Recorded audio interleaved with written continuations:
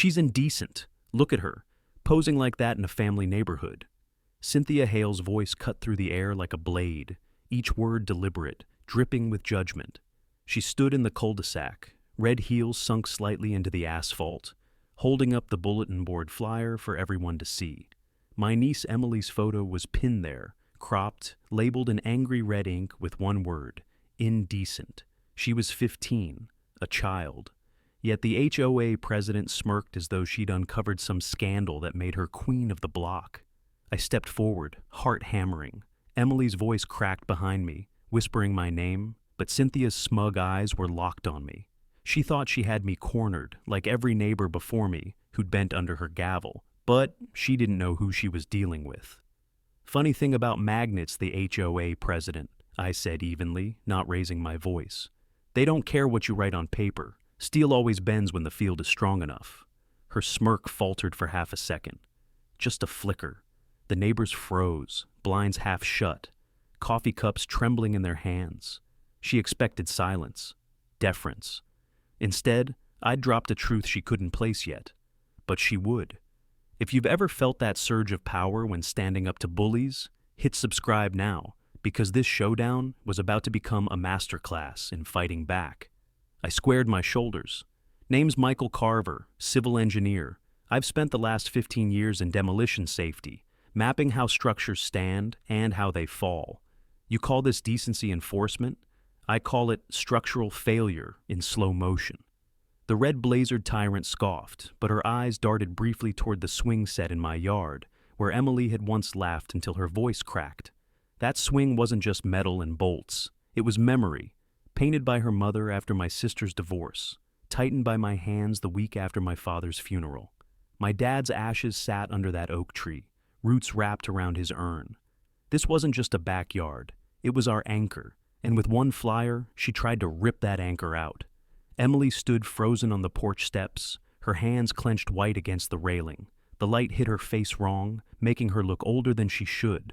When she finally spoke, her voice broke like glass. Uncle Mike, why would she do this? Because Cynthia Hale needed control, because humiliation was cheaper than respect, because if she could brand Emily as indecent, she could make an example of us all. That's what she wanted, not compliance, but submission. I turned to our enforcer, feeling heat crawl up my neck. You plaster a child's photo in public, and you think you're defending values? You're not. You're branding innocence as shame. Her lips twitched, almost a smile. Rules are rules, Mr. Carver. If you don't like them, you're free to leave. Free to leave. That was her favorite phrase, her escape hatch whenever someone resisted. She'd said it to Mr. Chen when his kids drew chalk on the sidewalk. She'd hissed it at Mrs. Alvarez when she hung laundry out to dry. And now she was saying it to me, as if decades of family roots could be uprooted by one smug order. But I didn't back down. I couldn't. Emily's shoulders had folded inward, her spirit crushed by a scarlet label she didn't earn. I'd seen soldiers carry that look after losing battles. I wasn't letting my niece live under it.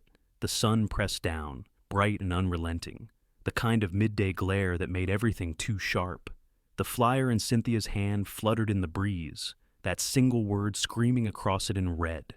Neighbors whispered, some shifting uncomfortably, others pulling out phones. The silence she ruled with was cracking. I leaned in, my voice dropping low enough for only her to hear. You think humiliation cements power, but I've seen what happens when pressure builds past design. Collapse isn't loud at first. It's subtle. But when it comes, it takes everything with it. Her eyes narrowed, her fingers tightening on the bulletin board frame. She wanted to speak, but for the first time, she didn't know what to say. Emily stepped closer to me, her face pale but her chin trembling with something like defiance. I rested a hand on her shoulder, steady. This isn't just a swing set or a photo. This is family, and you don't get to erase that. The arrogant queen flicked her gaze around, as if searching for allies. But blinds snapped shut, coffee mugs tilted down, and phones kept recording. The crowd wasn't hers anymore. The first crack had opened. I looked back at Emily's swing set, the chains glinting in the sun, the oak's branches swaying like they'd been waiting. The HOA president thought this was victory. She thought humiliation was final. But less than 24 hours later, her SUV would be dangling in the air, crushed under the same weight she'd tried to drop on my niece. The flyer didn't stop with Emily's photo pinned to the bulletin board. By noon, it was in every inbox, blasted through the HOA's mailing list, with a subject line that read, Community Standards Reminder. Cynthia Hale didn't just shame a teenager in front of her neighbors. She made it official policy. Rachel Alvarez, who lived 2 doors down, texted me a screenshot before I even opened mine. Her message was short, clipped. I'm so sorry. We all know it's about Emily. I clicked the email. There it was, our nightmare digitized. A cropped shot of Emily sitting on the swing, sunlight catching her smile, labeled in bold, non-compliant display of indecency. It was sickening. The words twisted her innocence into something vile, feeding her hunger for control. My niece sat curled up on the couch, her phone clutched in both hands, scrolling through whispers and stares hidden behind emoji-laden neighborhood chat. Groups. She looked at me, her face pale. Uncle Mike? Everyone's seen it. Her voice cracked in the same way it had the day her father left. Small, brittle, broken in the center. That's what Cynthia Hale didn't understand. This wasn't a rule enforcement. This was a wound. Neighbors moved differently that day. Curtains fluttered with hesitation. People lingered at mailboxes longer than necessary, whispering, eyes darting toward our house. Mr. Chen crossed the street with his daughter, but clutched her hand a little tighter. Even silence became louder, charged with judgment. I stepped onto the porch just as the sun reached its peak. Emily followed me, her arms wrapped tight around herself.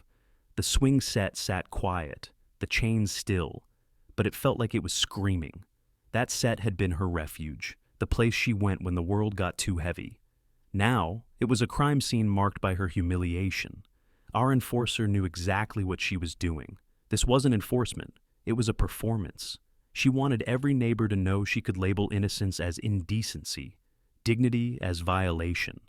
And she wanted them scared enough to never question her again. But something else moved in the air. Not everyone bought her theater. Around 2 p.m., I saw Marcus Allen, one of the HOA board members, standing near the notice board. He was staring at the flyer, his jaw tight, his posture stiff. He reached out as if to pull it down, but then his hand froze midair. A neighbor passed behind him, and he dropped his arm, walking quickly back to his house. But I caught the hesitation. The crack. He wasn't fully hers.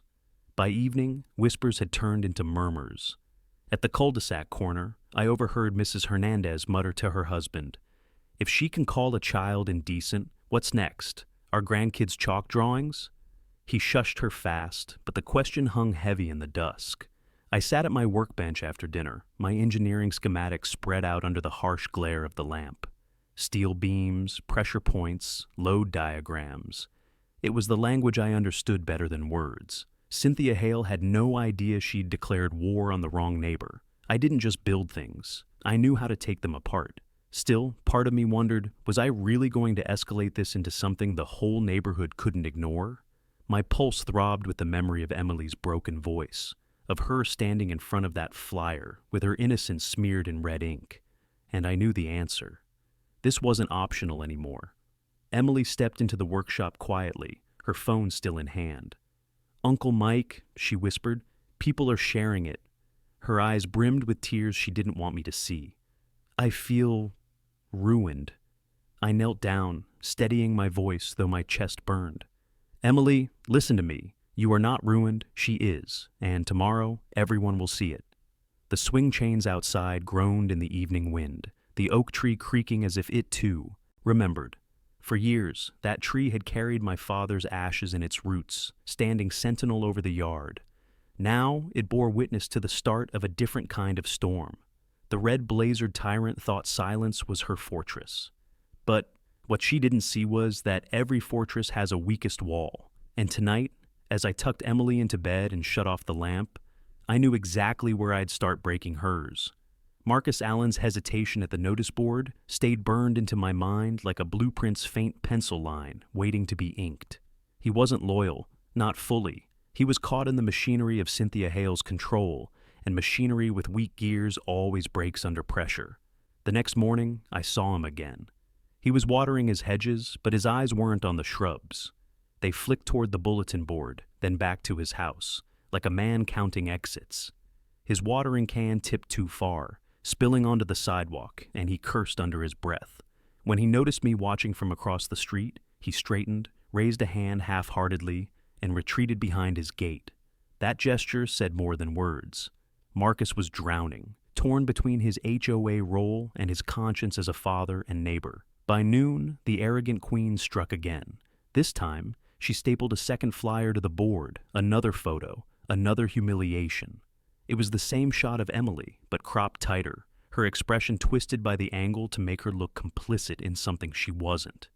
Underneath, reminder, decency standards apply to all ages. I ripped it down, the paper tearing jagged in my hand. Neighbors froze mid-step. No one spoke. Silence was the HOA president's greatest ally, and everyone had learned to obey it, but not Marcus. He stood a few houses down, arms crossed, his jaw tight, watching me crumple the flyer. His foot tapped against the pavement, fast, restless. He wanted to act. Fear kept him locked. Later that evening, the board held its scheduled meeting at the clubhouse. I went, not because I expected fairness, but because I needed to watch Marcus in her spotlight. She presided at the head table, her crimson jacket sharp, pearls gleaming under the harsh fluorescent lights. She called the meeting to order with a smirk, waving her phone like a gavel. "We must maintain standards," she said, projecting her voice for the crowd of 15 or so neighbors. "Indecency cannot be tolerated. If we ignore violations, this community falls apart." Gasps and whispers rippled. A few nodded, others stared at their shoes. And there was Marcus, sitting at her right hand, posture stiff as a beam under strain. His eyes never lifted from the notes in front of him, his pen tapping rhythmically against the table. At one point, she leaned close, whispering something with a smile sharp enough to cut glass. Marcus's shoulders twitched, and for a second I thought he might stand. Instead, he scribbled something in the margins of his notepad, pressing the pen so hard it nearly tore the paper. When the meeting ended, I lingered by the door. Marcus passed by, head low, hands shoved into his pockets. He avoided my eyes until the last second, then muttered, barely audible, "She's gone too far." He didn't stop. He didn't look back, but his words were heavy, trembling, carrying the weight of someone suffocating under complicity. That night, Rachel found me pacing the porch. "He's cracking, isn't he?" she asked quietly, her hand brushing my arm. "He's past cracking," I said. "He's about to break." The swing chains rattled in the wind, and Emily's window light glowed faint behind us. I looked toward Marcus's house, dark except for the faint blue flicker of a TV. A man at war with himself, hiding in plain sight. I knew the feeling. I'd lived it before, in a different uniform, under different orders. And I knew what came next. When conscience finally outweighs fear, silence turns into confession. For now, Marcus was still locked inside our enforcer's machine. But machines fail the same way neighborhoods do. Not with one massive collapse, but with small fractures spreading until the whole thing gives way. And I'd just seen the fracture widen. Cynthia Hale never moved in half measures. By the time the sun hit its peak the next day, another notice flapped on my niece's school bus stop shelter. This one wasn't a blurry photocopy stapled to a board. It was a full-color print, laminated, taped so tight you'd need a crowbar to peel it off. The same photo of Emily, her head turned in mid-laugh, the caption stamped in block letters, "Unsuitable image." When Rachel called me, her voice shook with fury. "She's targeting her at school now," she said. "Every kid in this subdivision will see it before the first bell rings." I drove over in minutes, gravel spitting from my tires. Parents were already clustered at the shelter, whispering, their children staring wide-eyed at the paper. Some looked sympathetic. Others turned away quickly as if afraid the shame might rub off. Emily wasn't there yet, thank God, but the damage had already spread. I ripped the flyer down and crushed it in my fist. The plastic laminate cracked under the pressure, sharp edges cutting my palm. Blood welled in small red beads, but I barely felt it. "This ends today," I muttered, loud enough that a few neighbors looked up. She arrived not long after, red blazer gleaming against the fall sun, sunglasses perched like a crown. She carried another stack of laminated flyers under her arm, as if daring me to try again. "You can tear down 100, she said coolly. "I'll post 1,000. This is about protecting our community's integrity." I stepped closer, close enough that my shadow cut across her heels. "Integrity doesn't come from humiliating a teenager," I said. "It comes from protecting her." Her lips curled into a smirk, the kind that had already broken half this block. "Tell yourself whatever you need to. The board has spoken." She tapped the stack against her hip, the sound sharp, final. Behind her, Marcus Allen stood in the shade of a maple tree. His tie was loosened, his hands buried deep in his pockets. He wasn't holding flyers. He wasn't defending her.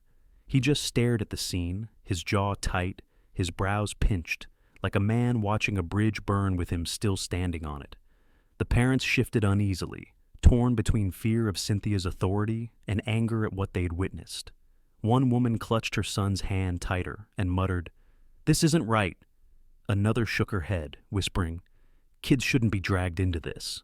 The murmurs spread, faint but growing. The red-blazered tyrant felt it too. Her smirk flickered for the briefest second, her grip tightening on the flyers. But she pressed on, striding to the bulletin board by the park and taping up another copy. "Decency will be enforced," she declared loudly, making sure every ear caught it. I didn't tear it down this time. I left it there, my fists clenched, my blood drying in streaks on my palm. Because now, it wasn't just about Emily. It was about the neighborhood seeing her abuse of power in real time. Every new flyer she posted dug her deeper into her own grave. Back at the house, Rachel stood at the porch, Emily beside her. My niece's eyes were red-rimmed, her cheeks pale. She had seen enough whispers, enough stares. Her voice was quiet when she spoke. "Uncle James, I don't want to go outside anymore." That broke something in me sharper than glass. Emily's world, once full of swings and laughter, had been reduced to fear by one woman's obsession with control. I knelt beside her, gripping her shoulders gently. "Listen to me. She doesn't get the last word. Not on you, not on us. Do you understand?" Her lips quivered, but she nodded faintly. That night, as the sun bled orange over Willow Creek, I stood under the old oak tree in our yard, the one Emily had swung from since she was 5. Its roots reached deep into the soil, strong enough to hold storms. That tree had become the symbol of everything at stake: legacy, safety, dignity. The arrogant HOA president wanted to weaponize shame against a child, but shame doesn't uproot roots. It only reveals how shallow her own foundation really was. I pulled the incorporation files from my satchel again, thumbing through the stamped pages. 2 years out of date, expired, hollow authority. The truth was sitting right there, but timing mattered. If I revealed it now, she'd twist it into another spectacle. I needed her to walk right into her own trap, in front of everyone, with no escape. As the streetlights flickered on, I saw Marcus again, leaning against his mailbox, staring down the street at Cynthia's house. His hands moved restlessly, clenching, unclenching, as if he were rehearsing the words he still couldn't say out loud. His silence was loud enough to echo. And I knew then, the cracks in the HOA president's empire weren't just forming. They were spreading fast. The morning after her spectacle at the bus stop, I couldn't sit still. The flyers she'd plastered everywhere weren't just cruel, they were calculated. She wanted Emily broken before she even reached adulthood. She wanted silence to spread like mold through Willow Creek. But every time I looked at my niece staring listlessly at the swing in our yard, I felt the fury sharpening into something colder: precision. I wasn't a man built for shouting matches. My strength was in blueprints, measurements, structural loads. I knew how to test stress points until steel snapped, and if our enforcer's authority had a weakness, I'd find it. By mid-morning, I was parked in front of the municipal building downtown. Beige walls, flickering lights, the faint hum of overworked air conditioning. It was the kind of place most people avoided unless they had no choice. To me, it was a battlefield. Not with weapons, but with records. The clerk at the counter raised an eyebrow when I requested the Willow Creek Homeowners Association filings. "Going back how far?" she asked. "All of them," I said. She disappeared into the back, the shuffle of papers echoing like footsteps in a tunnel. When she returned, she carried a file so thin it looked almost empty. She slid it across the desk without ceremony. That's everything. I opened it right there under the buzzing fluorescence. My fingers skimmed across incorporation dates, board renewals, and then nothing. The last recorded renewal was stamped and filed 2 years ago. No updates since, no extensions, no valid standing. The realization hit like the crack of a beam under pressure. For 2 years, Cynthia Hale had been ruling this neighborhood with expired authority. Every fine, every notice, every humiliating flyer, legally, it had no teeth. She was nothing more than a squatter on a throne built of expired paper. I copied the records, hands steady even as adrenaline surged through me. But discovery was only half the battle. Proof sitting in my lap didn't mean much until it was wielded in front of the right eyes. Timing, leverage, exposure, that's how you broke a structure from within. When I returned to Willow Creek, Mrs. Alvarez was pruning roses on her front lawn. She saw the folder under my arm and tilted her head, eyes narrowing. "More bad news?" she asked softly. I stopped, glanced up and down the street, then opened the file just enough for her to see the date stamp. Her gasp was small, but her hand flew to her mouth. She's been lying this whole time?" "Not lying," I said quietly. "Pretending, and counting on everyone else being too afraid to check." Mrs. Alvarez's face hardened in a way I hadn't seen before. "She fined me $200 for wind chimes," she whispered. "Said they disrupted community standards. My husband fixed gutters all week to pay that fine." Her hands trembled as she closed the folder, but there was fire in her eyes now. People need to know. That was the first spark. One neighbor, one voice ready to shift from fear to fury. Later that afternoon, Marcus drifted by again. He lingered near the oak tree, not meeting my eyes, but his posture gave him away. Shoulders tight, hands buried deep in his pockets. I walked over and set the folder on the low stone wall between us. "Records office," I said simply. "She hasn't been legitimate for years." He didn't reach for the folder. His eyes flicked toward it, then away, jaw tight as if touching it would set off an alarm. "If that's true," his voice cracked, then steadied. "If that's true, everything she's done is smoke." "It's true," I said, "and smoke only blinds until the wind changes." For a long moment, he said nothing. Then his hands clenched, knuckles whitening, before he finally muttered, "She bragged once, said no one would ever check. Guess she was wrong." He walked off quickly, as if afraid to be seen with me, but his words clung to me like mortar. He knew. He'd seen the cracks in her empire, and the guilt gnawed at him more each day. That night, Rachel pressed her hand against mine as I spread the documents across our kitchen table. Her eyes traced the expiration dates, the official stamps. "So, all of this, everything she's done to us, it's nothing?" "It's smoke and mirrors," I told her, "but smoke can suffocate if you don't clear it out." Outside, the oak tree rustled, its branches casting long shadows over the lawn. For weeks, it had stood as a witness to humiliation. Tonight, it stood as something else, proof that even the strongest-seeming empires crumble when their foundations rot. Cynthia Hale thought she'd secured her kingdom with flyers and fines. What she didn't realize was that I now held the blueprint of her downfall, and when the time came, the entire neighborhood would watch the structure of her lies collapse in daylight. The next morning, she didn't waste a second. At exactly 8 a.m., the clang of metal on wood echoed through our street. Rachel opened the front door, and there it was, an oversized red notice nailed to the fence like a scarlet letter. Across the top, in bold black type, it screamed, "Final Eviction Warning." Rachel's hand trembled as she ripped it down. She pressed it flat against the porch rail, her knuckles white. "She can't—" Her voice faltered. "Daniel, she can't actually make us leave, right?" I stared at the words, my jaw locked. Legally, no, the red-blazered tyrant had no standing. But fear didn't work on legality. Fear worked because people believed it could reach them before truth did. And if she dragged us into court, even with expired filings, the stress alone could grind us down. That was her weapon. exhaustion.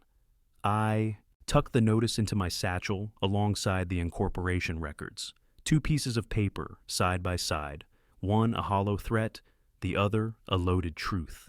They were opposites, and together they made a picture of her empire, loud on the surface, empty underneath. By midday, she was parading down the block like a queen on tour. Two of her loyalists followed close behind with clipboards, stuffing flyers into mailboxes. She spoke loud enough for everyone to hear. Decency violations spread like rot if left unchecked. We must act swiftly. Neighbors stepped out cautiously, drawn by the noise. Curtains fluttered, blinds tilted. Whispers rippled across the cul-de-sac, soft but spreading. I caught snippets. Indecency? She's talking about his niece again. And saw a mother pull her daughter closer, shielding her from the spectacle. The arrogant HOA president wanted fear, but doubt was beginning to crack through. She stopped in front of our lawn, heels stabbing the pavement, crimson jacket bright against the gray sky. She held up the eviction notice for all to see, her voice sharp as glass. This is what happens when families don't respect community standards. This is what happens when rules are ignored. Rachel flinched behind me, hand pressed to her stomach, as if shielding our unborn child from words meant to wound.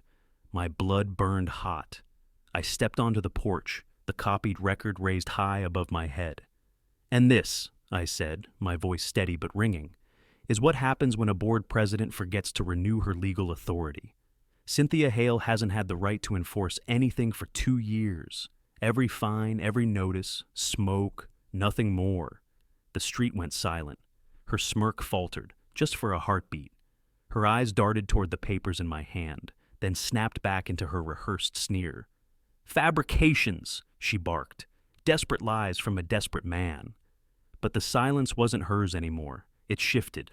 Murmurs broke out, neighbors asking each other under their breath, 2 years? Is that true? She fined me last summer. I locked eyes with Marcus Lee. He stood half hidden at the edge of the crowd, arms crossed tight against his chest. His jaw flexed, his fists clenching and unclenching. His body screamed conflict, torn between silence and eruption. For weeks he had looked like a man frozen in place. Now he looked like a man about to crack. The HOA president, sensing her grip slipping, raised her chin higher. Anyone who listens to him risks fines doubled, penalties enforced. Do you want chaos in this neighborhood? But her words rang hollow. The more she shouted, the more desperate she sounded. Fear didn't echo anymore. It cracked. That evening, Marcus appeared beneath the oak tree without a word. His posture was rigid, his hands stuffed deep into his jacket pockets. When he finally spoke, his voice was low, raw.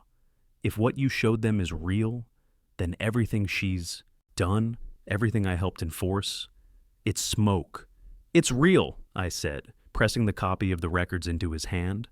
And smoke only blinds until the wind shifts.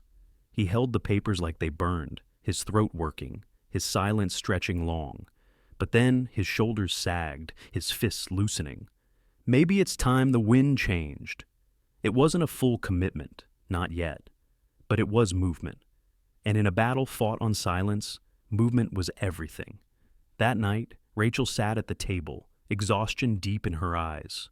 She traced the eviction notice with trembling fingers. How much longer can we live like this? She whispered. Not much longer, I promised, covering her hand with mine. The oak tree outside swayed against the night sky, its roots tangled with my father's ashes, its branches steady against the storm. The HOA president thought she had me cornered with another piece of paper. What she didn't see was that she'd just handed me the perfect stage to end her act. I didn't sleep that night. Every time I closed my eyes, I saw Rachel clutching the eviction notice like it was a death warrant, her breath shaky, her strength eroded by Cynthia Hale's poison. And every time I turned over, I saw Marcus Lee standing under the oak tree, holding the evidence in his hands like it was a lit match he was too afraid to drop. Fear had been his prison for years. Now it was my job to break the lock. By sunrise, I walked across the street. His blinds were cracked, and for a moment, I thought he wouldn't open the door. But when it creaked wide, Marcus stood there looking like a man half drowned. Eyes rimmed red, shoulders hunched, lips pressed into a thin, pale line. He didn't invite me in. He just jerked his chin toward the backyard. The yard was bare except for a rusted swing set, paint peeling, grass worn thin under the chains. Marcus sank into a chair, elbows braced on his knees, grinding his palms together as if he could scrape off years of guilt. His eyes stayed fixed on the dirt when he spoke. "You shouldn't have shown me that," he muttered. I set the folder down on the table between us, the incorporation record peeking out. "You already knew the truth. You just didn't want to look at it." His jaw flexed. He exhaled hard through his nose, then whispered, "She's not just bluffing with notices. She told me once, fear works better than law. It keeps them in line." His voice cracked. And I let it stand. I sat in that office while she bragged about what she'd do to families who didn't bow. I leaned forward, steady, careful. "Then help me. Help them. You know what she's done. You've seen it from the inside. That makes you the one person who can tip this." He dragged a hand down his face, trembling. "If I speak, she'll come after me harder than anyone. She'll go after my wife, my kids. That's why I kept my head down. That's why I stayed silent." I didn't push right away. I let the silence hang between us, broken only by the creak of the swing in the morning breeze. Then I said, "Silence doesn't protect anyone anymore, Marcus. It only protects her." His eyes flicked to mine, raw and wet. "The night she plastered that girl's picture, the word indecent across her smile, I was there. I heard her. She laughed and said, 'Good, that'll teach them not to cross me.'" He paused, voice shaking. "I thought I could swallow it, pretend it wasn't my problem. But watching your wife break down on that porch, seeing your niece's face go gray, it's not something I can scrub out anymore."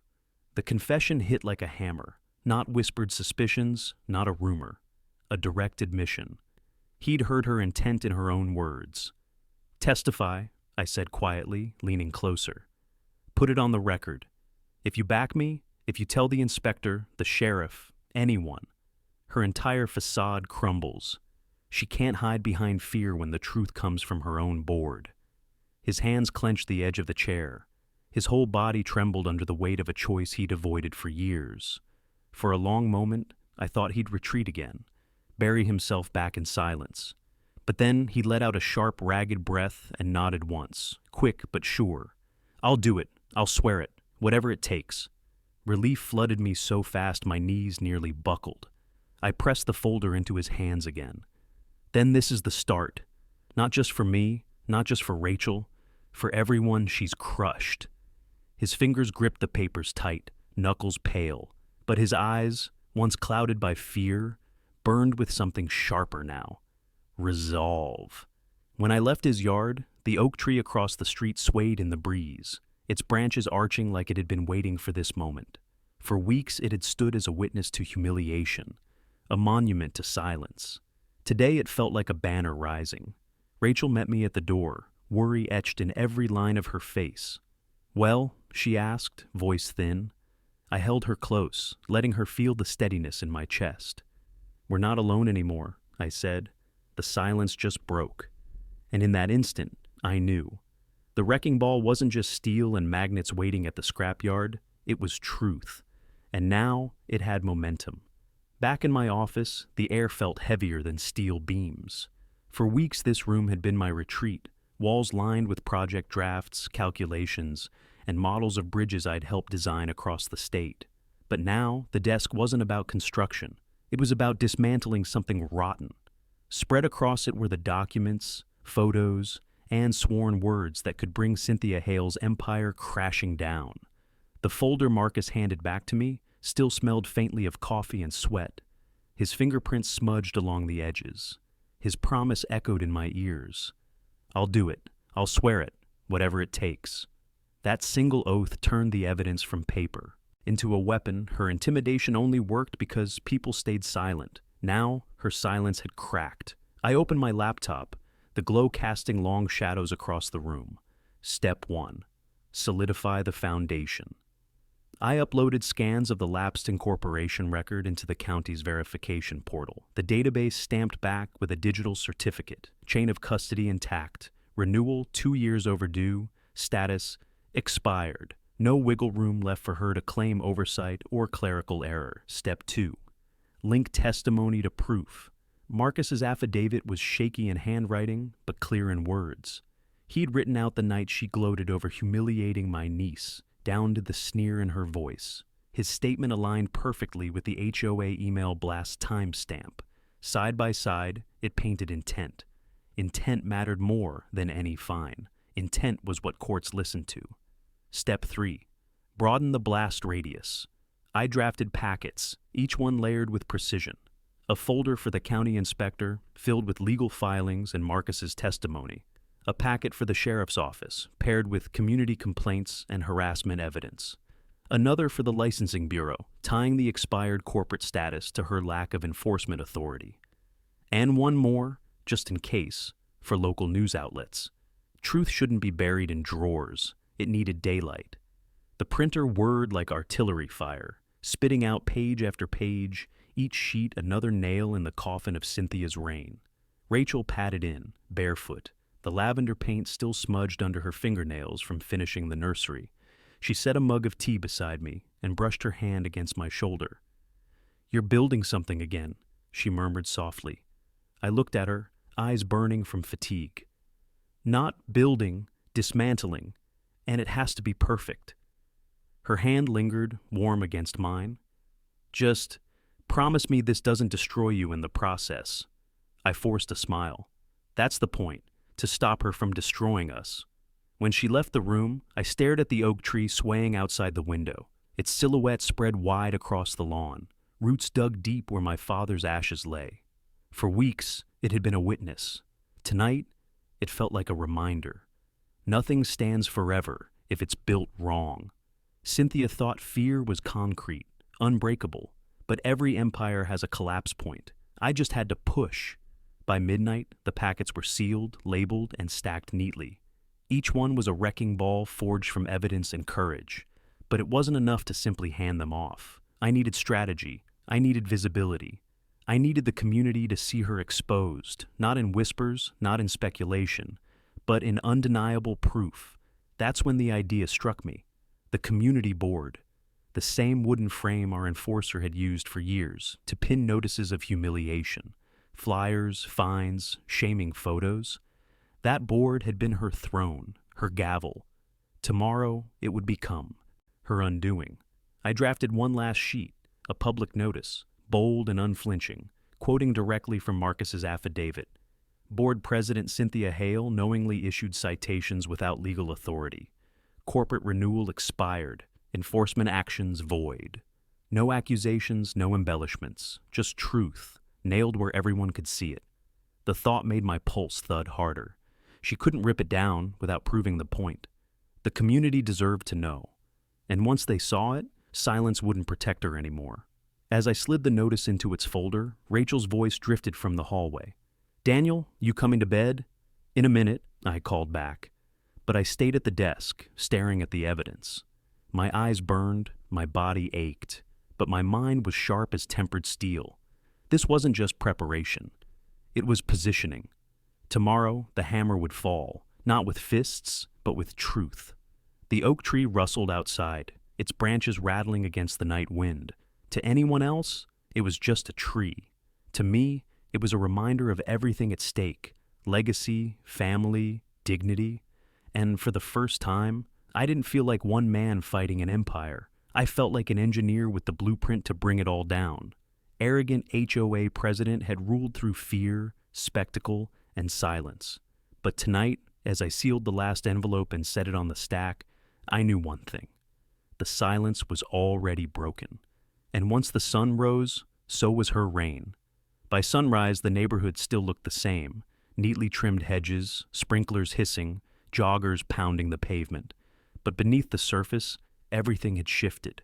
The stack of packets in my satchel felt heavier than steel beams, every folder a live wire waiting to burn through Cynthia Hale's lies. Rachel kissed me on the cheek before I left, her eyes carrying both fear and faith. "Don't let her twist it," she whispered. I nodded, tucking the public notice under my arm like a battle flag. The first stop was county code enforcement. Beige walls, stale coffee, fluorescent lights. It could have been any office in America. But when I slid the documents across the counter, The clerk's brows shot up. Expired? She muttered, double-checking the renewal line. Within minutes, I was in a small conference room with an inspector. She skimmed the records, tapped her pen, and finally said, "We'll inspect immediately, today." Those 3 words were enough to set the first gear turning. Next came the sheriff's office. The sergeant read Marcus's affidavit aloud, pausing on the line. She said, "Now they'll learn." His jaw tightened. "Harassment and defamation, at minimum," he said. "We'll coordinate with the inspector. A deputy will be present." Official backing meant the red-blazered tyrant's empire wasn't just cracking, it was hemorrhaging. By mid-morning, I stopped at the licensing bureau. The clerk behind the desk scanned the records, her eyes widening. She stamped the file with a red flag. "Status. Lapsed," she said. "No legal standing." The stamp hit the page with a smack that sounded like a gavel. Another joint in the structure gave way. But the most important stop wasn't behind a counter or desk. It was the community board, the throne she had ruled from for years. I walked to the bulletin at the end of Willow Creek's cul-de-sac, my notice folded in my hand. The wood frame was already cluttered with her flyers. Decency reminders, violation warnings, community alerts, each one designed to humiliate. I pinned mine right in the center. Bold black letters cut through the noise. Board President Cynthia Hale knowingly issued citations without legal authority. Corporate status expired, enforcement void. Beneath it, Marcus's signed affidavit, notarized and sealed. The first neighbor to see it was Mrs. Alvarez. She clutched her sweater tight, reading the words twice before gasping. "So, all those fines," she whispered. Her voice cracked, but her eyes burned. "They were nothing?" I nodded. She turned, calling to her husband. Soon more neighbors gathered. Phones snapped pictures. Whispers rose. The same board that had humiliated them now reflected the truth. By noon, the cul-de-sac was buzzing. Parents walked kids home from school slower than usual, pausing to read. Teenagers pointed, shaking their heads. Even the Hernandezes, silent for months, stopped, nodded at me, and muttered, "About time." And then Cynthia arrived. Her black SUV rolled up the lane like a shark through shallow water. She stepped out in her crimson blazer, heels clacking on the asphalt. When she saw the notice on the board, her face went stiff. "Remove it," she snapped, striding forward. But she didn't get 2 steps before Marcus appeared from across the street. For the first time, he didn't shrink.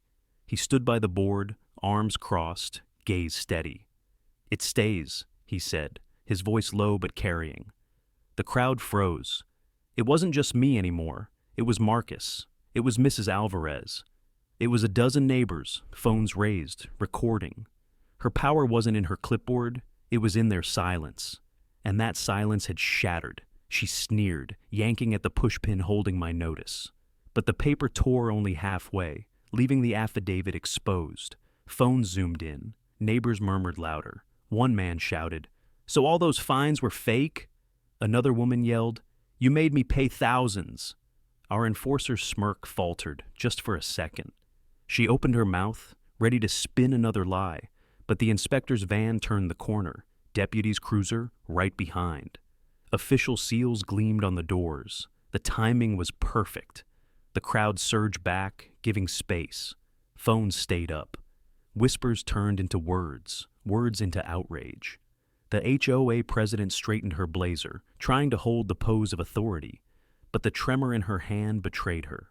I didn't say a word. I didn't need to. The notice spoke louder than any shout. The inspector's clipboard gleamed in the sun, a symbol of real authority, not fabricated control. For the first time since this war began, I felt it. Not just resolve, but momentum. The wrecking ball wasn't swinging yet, but the chains were taut. The weight was lifted, and everyone in Willow Creek could hear the groan of steel preparing to fall. The inspector's van idled at the curb, its logo stamped clear across the white doors, while a deputy's cruiser slid in behind. For the first time in years, Willow Creek's cul-de-sac didn't feel like Cynthia Hale's courtroom. It felt like hers was the side under investigation.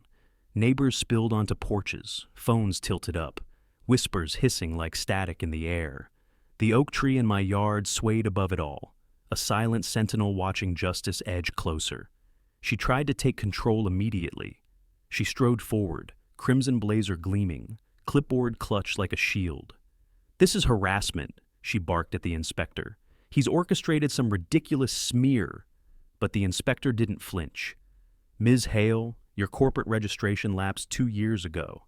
According to county records, your board has had no legal standing to enforce citations during that time." She flipped a stamped page over, her tone crisp, clinical. "That means every fine, every notice, every eviction threat was void." The words landed like thunder, gasps scattered through the crowd. A man muttered, "She took $3,000 from me." Another woman clutched her chest, whispering, "I thought I had to sell." Phones tilted closer, recording every syllable. Cynthia's smirk wavered, her nails dug into the wood of her clipboard. "Technicalities! The intent of our standards?" The deputy stepped forward, voice calm but firm. "Intent doesn't override law. Continued enforcement could constitute harassment." His presence was a wall she couldn't push through. I stepped up, sliding a folder from my satchel and placing it on the inspector's table. "There's more. Witness testimony." Marcus Reed walked forward slowly, like every step dragged chains behind him. But when he stopped at the inspector's side, his shoulders squared. "I heard her say it," he said, voice trembling but steady. "The night she shoved that notice at his wife, she told her aide, 'Now they'll learn.' It wasn't about standards, it was punishment." The crowd erupted, not laughter, not shock, anger. Years of bottled resentment cracked open. A father shouted, "She made my kid scrub chalk off the sidewalk." Another neighbor yelled, "She fined me for wind chimes." Voices piled up, one on top of the other, fury building into a storm.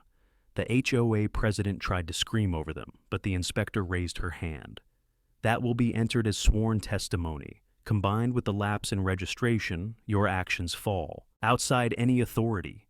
Phones zoomed in. The scarlet word "void" stamped across her paperwork glared under the projector the inspector had brought. She lunged for it, but the deputy stepped between, shaking his head. She froze, teeth bared, cornered for the first time in public. Rachel emerged from the crowd, pale but steady, her hand resting on her stomach. She spoke loud enough for everyone to hear. "You branded me indecent in front of my home. You tried to break my niece with shame. And all along, you had no power at all." Silence fell sharp for a moment. Then applause broke, rolling like thunderclaps through the hall. It wasn't polite clapping. It was fists pounding, voices rising, phones flashing. For the first time, Willow Creek didn't look away. It stared her down. Cynthia's face twisted as she clutched the clipboard tighter. "You'll regret this," she shrieked, her voice cracking. "Without me, this place will collapse. Property values will—" The inspector's voice sliced her rant clean. "Effective immediately. All enforcement activity is suspended. Pending review, this board has no authority." The deputy moved closer, guiding her back a step. She stumbled, heels slipping on the tile. Neighbors booed, some jeered, others just shook their heads. Her empire of silence had collapsed into a roar she couldn't control. I leaned toward the microphone on the inspector's table, voice steady, carrying above the storm. This wasn't about lawns or fences. This was about power built on humiliation. And today, that power cracked. Cheers thundered back, shaking the walls. The inspector packed her files, the deputy stood firm, and Cynthia, once the tyrant in heels, looked suddenly small, boxed in by truth, and stripped of the fear she thrived on. The oak tree outside groaned in the wind, its branches arching as if bracing for what came next. I could feel it in the air. The wrecking ball hadn't swung yet, but the chain was drawn taut, and everyone here could hear the creak of steel ready to fall. The inspector's ruling had cracked Cynthia's crown, but it hadn't finished her. She clung to the microphone at the front of the community hall, as if it were the last lifeline left to her sinking ship. Her blazer caught the harsh fluorescent light, but the sharp edges of power she once wore like armor had dulled. She looked smaller, her voice higher, more frantic. "You don't understand," she cried, sweeping her gaze across the rows of folding chairs. "Without me, Willow Creek will collapse. Do you want your homes to lose value? Do you want gangs, chaos, filth? I am the only thing holding this place together. The room answered not with silence, but with fire. Neighbors who once lowered their eyes now leaned forward, their voices breaking free. A man slammed his palm against the back of the chair in front of him. You bled us dry with fake fines. A mother stood, her voice shaking but fierce. You shame my daughter for drawing chalk flowers on our sidewalk. The roar built, rising from every corner of the hall until it drowned out her shrill plea. Out! Out! Out! The chant started in the third row, then spread like a brush fire. Dozens of voices, fists pounding chairs, feet stomping against the linoleum floor. Out! Out! Out! The sound rattled the ceiling, shook the glass in the windows, made Cynthia flinch like the walls themselves were turning against her. I stepped forward, not to silence them, but to cut through the chaos with clarity. My voice carried steady, steel wrapped in calm. This wasn't about rules. This wasn't about standards. This was about control built on humiliation. She branded children indecent. She terrorized families into silence. And tonight, that silence broke. The hall erupted again. Not confusion this time, but conviction. Neighbors rose to their feet, waving their old violation slips like banners, showing fines, notices, and photos stamped with the same red ink that once made them tremble. Now, that ink looked powerless, laughable, her face twisted. She raised the clipboard like a weapon, smacking it against the podium. You're fools! Without me, your property values will tank. You'll regret this. But her words were swallowed by the crowd's chant, louder now, echoing through every corner of the hall. Out! Out! Out! The inspector lifted her hand, waiting for the chant to subside just enough. Her voice came quiet, but it cut through like a blade. Effective immediately, the Willow Creek HOA board is dissolved. A special election will be scheduled within 30 days. Until then, no enforcement authority exists. The roar that followed shook the hall. It wasn't just applause. It was years of fear burning out in a single explosion of relief and fury. People hugged, cried, shouted into their phones. A father scooped up his daughter, spinning her in the air. Elderly neighbors clapped each other on the back. For the first time, the community looked like what it was meant to be. Neighbors, not prisoners. The HOA president staggered back from the podium, her grip on the microphone slipping. The deputies moved in, flanking her firmly but calmly. She wasn't arrested, but she wasn't in charge anymore.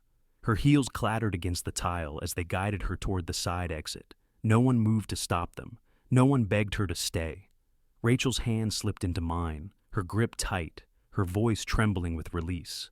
It's over, she whispered, though her eyes searched mine for confirmation. I nodded slowly. The wrecking ball's already swinging. The crowd surged, phones capturing every second, live streams pouring truth out beyond these walls. The red-blazered woman disappeared into the side corridor, swallowed by her own downfall. But the chant followed her, carried on every breath, every fist raised high. Out! Out! Out! For the first time in weeks, didn't feel like a lone soldier in this fight. I felt the strength of an army behind me, an entire neighborhood done with silence, done with fear, done with her reign. And as the oak tree swayed outside in the daylight, its branches bowing like it had witnessed the storm and survived, I knew this wasn't just the end of Cynthia Hale's rule. It was the rebirth of Willow Creek. The next morning, the neighborhood woke to a sound that felt like thunder tearing the sky open. Metal groaned, gears whined, and the air vibrated with the deep, guttural hum of machinery. I stepped out onto the porch, Rachel at my side, and saw it, the steel wrecker truck rolling slowly down Willow Creek Drive, its industrial magnet swaying like the pendulum of judgment itself. Neighbors poured from their homes, phones raised, voices hushed with awe and disbelief. Children clutched their parents' hands, wide-eyed, as if they were watching the end of a storybook villain play out in real time.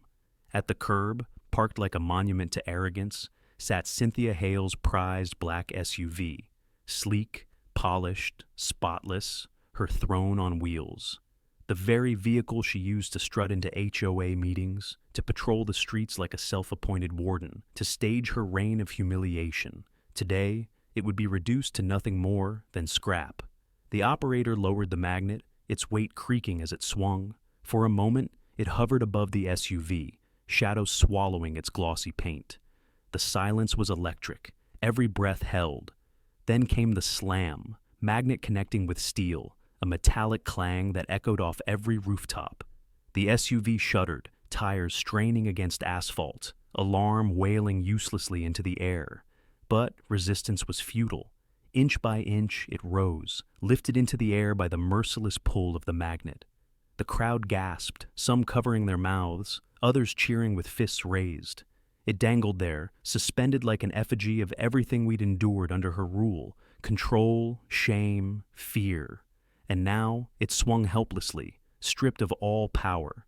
Rachel squeezed my hand, her eyes wet but burning with pride. "It's over," she whispered. "No," I said, my voice steady. "It's just beginning." The magnet released. Gravity did the rest. Cynthia's SUV crashed onto the heap of twisted cars in the scrapyard at the end of the block. Glass shattering, frame buckling, her vanity crumpled in one final, public collapse. The noise was deafening, but beneath it came something louder, the cheer of a neighborhood reborn. I turned, scanning the faces around me. The families who once hid behind blinds now stood shoulder to shoulder. The father who spoke up in the hall last night was smiling for the first time in months. The young mother who'd cried over chalk drawings was holding her daughter high, letting her see the SUV's carcass gleam in the sunlight. Even neighbors I barely knew were clapping me on the back, their voices carrying one clear truth. This was our victory, and yet my gaze found one figure standing apart. Mark, the conflicted board member who finally spoke against her, leaned against the oak tree, arms crossed, expression unreadable. When our eyes met, he gave a slow nod. That nod told me he'd wrestled with his silence for too long, and now he'd finally chosen the right side. Without his truth, without his courage, this ending might never have come. The wrecking crew packed up, leaving nothing behind but the twisted husk of what once represented Cynthia's power. The SUV was gone, the board was dissolved, and the people, my people, were free. I breathed in the crisp daylight, listening to the hum of chatter, laughter, relief. The oak tree's branches stretched wide, leaves fluttering like applause. That tree had stood through it all, the shame, the fear, the lies. Now it stood as a monument to resilience. And as for me, I wasn't just an engineer who built bridges and structures. I had built something greater here, a bridge back to dignity, a structure of trust where neighbors could stand together. I faced the camera because I knew this wasn't just our story. It was a story for anyone who's been crushed under the weight of arrogance, silenced by petty tyrants, or shamed for daring to live free. If you've ever felt the sting of injustice, I said, remember this moment. Bullies may drive shiny cars, sit on high chairs, and wave papers stamped in red ink. But they can't survive when good people stand shoulder to shoulder. This isn't just about a car in a scrapyard. This is about breaking the chains they swore would never come off. I paused, letting the silence soak into the scene, the SUV's mangled frame gleaming behind me like a fallen idol. Then, I gave the only call to action that mattered. If you want more stories of homeowners standing up to HOA tyranny, hit subscribe right now, share your story in the comments, and let me know where you're watching from. Together, we'll make sure these tyrants learn. Every empire of fear eventually falls. The cheers rose again, mingling with the hum of daylight, and for the first time in a long time, Willow Creek felt alive.